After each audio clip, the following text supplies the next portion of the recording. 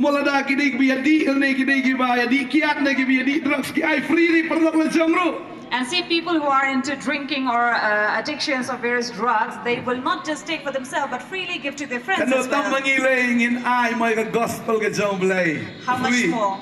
Then we are spreading and giving the gospel for Daga free. babi tiet bafin ai free ki perlok Jong pi. So that you will buy it and give it freely to your friend. Tong ya snap no ay ingin bet kendiat ya kene ke trailer Jong kene ke film. So let us watch this short trailer of the movie.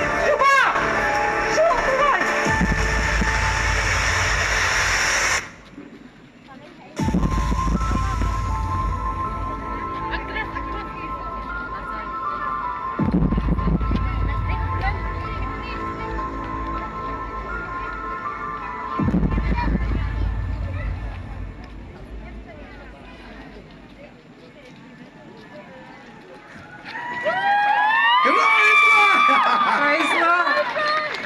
Ki aktor sengi wa shoot ni ka film de.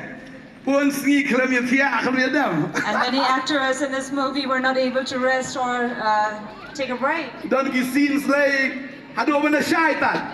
There were various scenes that were shot till morning. Na do mestap hado da mi do syai. From morning to evening, the night, and then the following day. Nice takdiru na kabenta ni actors baro akibalaya simenta ni ka film. Would like to clap for all the actors who took part in this movie. Akibalaya dan mentalang akan ni ka film lalaki mi makana ha screen ro. And many among us will not appear in the screen, but had a part and hand in it. Lagi spagot kibalaya simenta ni ka film.